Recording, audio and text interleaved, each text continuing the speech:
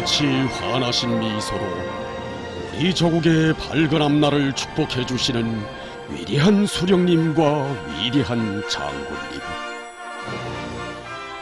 거룩하신 태양의 모습, 우리의 빛발치는 이 역사의 온도계, 우리 혁명의 전 역사적 노종이 웅축된 혁명전통교양의 모체기지 전처기지 혁명대학인 세상에 둘도 없는 최고의 혁명박물관이 거연히 솟아 빛나거니, 우리 군대와 인민의 영원한 사상정신적 기둥이며 마음의 등대인 혁명전통교양의 대전당 조선혁명박물관에서 영광 찬란한 우리 혁명의 역사를 돌이켜보려고 합니다.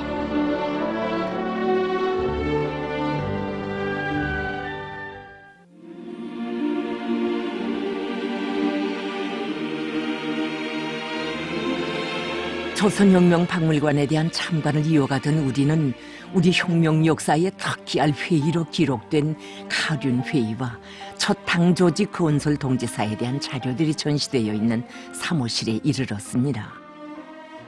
우리는 먼저 가륜회의가 소집될 당시의 정세를 보여주는 자료 앞에서 강사동무의 해설을 들을 수 있었습니다. 1920년대 말에 자본주의 나라들에서는 경제공황이 일어났는데 일제도 이 경제공황에 말려들어 경제가 침체기에 들어가게 되었습니다. 이놈들은 이 위기를 모면하게 한 출로를 바로 만주 침략에서 찾고 전쟁 준비를 다그치는 한편 우리 인민들에 대한 폭압과 약탈을 더욱 악랄하게 감행했습니다. 이놈들은 경제공황으로 해서 자국 내에서도 반정부 기운이 높아가고 있는 때에 식민지 나라에서까지 그 반일 기운이 높아가는데 두려워서 우리 인민들에 대한 정말 사소한 반일적인 요소에 대해서도 그 유혈적으로 탄압하고 무고한 인민들을 닥친 대로 검거, 투옥, 학살했습니다. 그에 대해서 이 당시 동아일보는 6월 말 조선 감옥에 갇혀있는 사람 14,600여 명, 해마다 증가되는 현상이라고 썼습니다. 그리고 놈들은 전쟁에 필요한 물자를 마련하기 위해서 경제적인 약탈, 착취를 그 어느 때보다도 강화했습니다. 그리하여 우리 노동자들은 하루에 12시간 내지 15시간 이상의 노예노동 강요당하면서도 25전이라는 보잘것없는 임금을 받았습니다. 그나마도 일자리가 없어서 실업자로 전락되어 거리를 헤매지 않으면 안 되었습니다.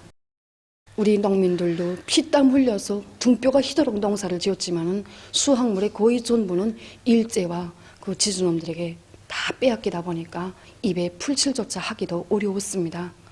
정말 더는 살려야 살 수 없어서 우리 민들은 나서 자란 정든 고향 땅이었지만은 산솔고 물솔은 이옥 땅으로 유랑의 길을 떠나지 않으면 안 되었고 청소년들도 배움의 길에 막혀서 헤매지 않으면 안 되었습니다. 일제의 이런 전대미문의 식민지 통치는 광범한 인민 대중을 질식 상태에 몰아넣었고 마침내 우리 인민은 일제의 탄압과 약탈에 더는 참을 수 없어 폭력적 진출로 항거에 나섰습니다. 일제가 조선민족에 대한 수탈과 억압에서 부국 강병의 길을 찾았다면 우리 민족은 일제를 반대하여 투쟁하는 데서 민족 재생의 길을 찾았습니다. 당시 경제투쟁 일면으로 치우치던 노동운동과 농민운동을 비롯한 대중운동이 점차 폭동적인 성격을 띠고 발전하기 시작한 것은 결코 우연한 일이 아니었습니다.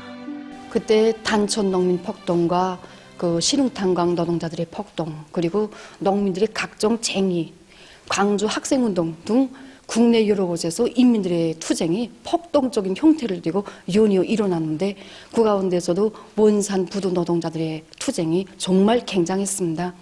그때 그 원산 노동연합회 망라된 2,000여 명의 노동자들이 1만여 명의 가족들과 함께 여러 달 동안이나 파업을 단행했는데 이것은 1920년대 우리나라 노동운동사의 종점을 이룬 사변으로서 세계운동사의 조선노동계급의 혁명성과 전투력을 남김없이 과시했습니다.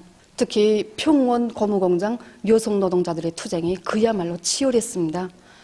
그 공장 노동자였던 강주령 여성이 공장주가 부당한 요구 조건을 내걸면서 얼마 안 되는 임금마저 낮추려 하자 그의 항거에서 노동자들을 파업으로 불러일으켰습니다.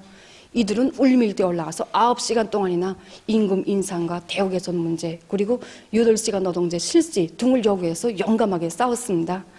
위대한 수령님께서는 1958년 11월 3일 우리 조선혁명박물관을 돌아보시면서 이 자료를 보시고 강주령과 같은 여성이 인민 영웅이라고 모두가 이 투쟁 정신을 본받아야 한다고 결시하셨습니다. 전시된 자료와 강사동무의 해설을 들으면서 우리는 당시 조성된 정세가 우리 혁명이 나아갈 길, 과학적인 지도 사상과 전략 전술을 절박하게 요구하고 있었다는 것을 느낄 수 있었습니다. 옥중에서 무르익 교신, 조선혁명의 주체적 노선과 투쟁 방침들을 더욱 심화시키시고 그 정당성을 확증하신 위대한 수령님께서는 1930년 6월 30일 조선혁명의 진로를 밝힌 역사적인 가련회의를 소집하셨습니다. 위대한 수령님께서는 이 회의에서 혁명투쟁의 주인은 인민대중이며 인민대중이 조직동원되어야 승리할 수 있다는 주체사상의 원리와 제국주의 침략 세력은 무력으로 혁명적 무력으로 때려부셔야 한다는 선군사상의 원리를 천명하셨습니다. 위대한 수령님께서는 바로 이 주체사상이 기초해서 조선혁명의 성격도 새롭게 규정해 주셨습니다. 그때까지만 해도 사람들은 혁명에는 부르주아 혁명과 러시아의 10월 혁명과 같은 사회주의 혁명밖에 없는 것으로 생각하고 있었습니다. 하지만 위대한 수령님께서는 이런 기존 공식에 구애되지 않으시고 식민지 반봉건 사회인 우리나라의 구체적 현실로부터 출발해서 조선혁명의 성격을 반제 반봉건 민주주의 혁명이라고 덕창적으로 규정해 주셨습니다. 위대한 수령님께서는 회의에서 항일무장투쟁 노선과 반일민족 통일전선 노선, 당창건 방침을 비롯해서 우리 조선혁명을 성과적으로 수행해 나가기 위한 주체적인 노선과 방침들을 천명하셨습니다. 앞에서도 이야기했지만은 위대한 수령님께서는 원산부두 노동자들의 청파업을 분석하시면서 무장에는 오직 무장으로 맞서야 한다는 진리를 더욱 확신하셨습니다. 그래서 위대한 수령님께서 제일 먼저 항일 무장 투쟁 노선을 제시하셨습니다. 그리고 반일민족 통일전선 노선과 당창건 방침으로 말한다면은 카르네가 소집되기 전에 5.30 폭동이 일어난 것과 관련해서 더욱 절실한 문제로 제기됐습니다. 그때 정파분자들은 저들의 정치적 야욕을 실현할 목적으로 아무런 준비도 없이 인민들을 폭동으로 내몰아서 막대한 희생을 내고 했고 이로해서 조선혁명은 커다란 손실을 입게 됐습니다. 위대한 수령님께서는 이 5.30 폭동의 교훈을 분석하시면서 혁명투쟁에서 승리하자면은 전인민적인 통일전선 형성하고 대중을 승리로 이끌어 나갈 수 있는 혁명의 참모부를 건설해야 한다는 결심을 더욱 굳히셨습니다. 전시된 자료들을 돌아보는 우리의 귓전에는 당시 카린회의가 끝날 무렵 차광수 동지가 주먹을 내두르며 외치던 그 목소리가 들려오는 것만 같았습니다. 조선 공산주의자들이 좌절을 당했다고 모두가 가슴치며 통탄하고 있을 때 우리는 여기 가륜에서 조선혁명의 새 출발을 알리는 역사적인 고고지성을 울리었다.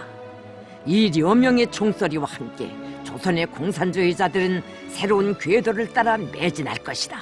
동무들 즉각 무장을 잡고 일제와의 판가리 싸움에 떨쳐나서자. 전시된 자료들과 사정물들을 보면서 우리는 위대한 수령님께서 역사적인 카륜회의에서 주체사상, 선군사상을 창시하셨기에 조선혁명가들은 올바른 투쟁 방법과 방도를 가지고 투쟁해 나갈 수 있게 되었고 오늘도 혁명 승리의 확고한 신념을 가지고 오직 주체의 한 길로 힘있게 전진해 나갈 수 있었음을 확신하며 참관을 이어갔습니다.